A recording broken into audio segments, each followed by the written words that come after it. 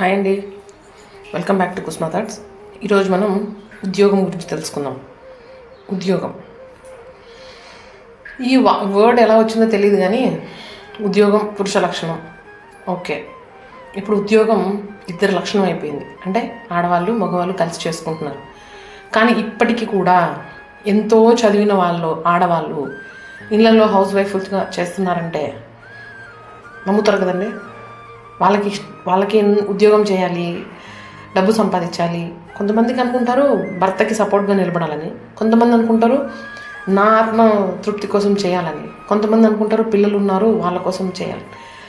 ఏది జరిగినా ఏది ఆలోచించినా ఆడది బయటికి వెళ్ళి ఉద్యోగం చేయాలి అంటే ఎన్ని ఆంక్షలు ఉంటాయంటే అన్ని ఆంక్షలు ఉంటాయి. బయటికి వెళ్తే ఫస్ట్ మేము ఆలోచించేదే చెప్తాను వినండి.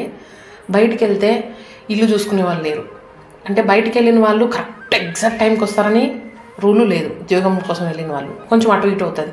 కరెక్ట్గా 4 గంటలకు పిల్లలు వస్తారు, వాళ్ళకి ఏమైనా ఇవ్వాలి, వాళ్ళకి ఏమైనా తినేదాన్ని పెట్టాలి. ఇప్పుడు నేను లేకపోతే ఇల్లు బీగాలు వేసుకొని వెళ్ళిపోతే పిల్లలు ఎక్కడ ఉంటారు? ఒకవేళ బీగాలు తీసుకొని ఇంట్లో ఉన్నా వాళ్ళు ఏం చేస్తారు, ఎక్కడ ఉంటారు, ఏం తింటారు, నీళ్ళు కూడా తాగినారు లేదు, మంచినీళ్ళు. ఇన్ని ఆలోచనలు వస్తాయి ఒక లేడీకి ఒక ఉద్యోగం చేయాలంటే. అదే ఇంట్లో అత్తామామ ఉండి వాళ్ళు మేము చూసుకుంటాం మీరు వెళ్ళండి అమ్మ అన్న వాళ్ళు చాలా అదృష్టవంతులు ఈ జన్మలో మాత్రం, ఈ కలికాలంలో మాత్రం. అలా లేని వాళ్ళు, అత్తామామ ఉన్నా కూడా దగ్గర తీసుకోలేని వాళ్ళు, అత్తామామనే దూరంగా పెట్టిన వాళ్ళు చాలామంది సఫర్ అవుతున్నారు. అందువల్ల ఈ ఉద్యోగం అనే మాట పురుషులకే ఎక్కువగా ఇదైపోయిందనమాట. అంటే దగ్గరగా వచ్చేసింది పురుష లక్షణమే, నేను లేదని చెప్పను. అది ఒకప్పుడు, ఇప్పుడు కాదు. ఒక బిడ్డ అంటూ పుట్టిందంటే ఇంట్లో ఖచ్చితంగా ఒక మనిషి ఉండాల్సిందే. ఒక అత్త అయినా, ఒక మామ అయినా, లేదా భార్య అయినా. చదువుకున్నా వేస్టే.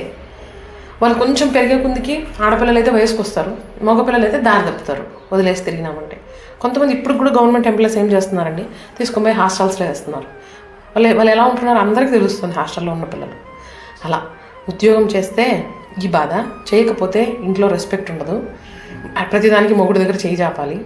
ఇన్ని ఇబ్బందులు ఉంటాయండి ఒక ఆడదానికి ఉద్యోగం విషయంలో.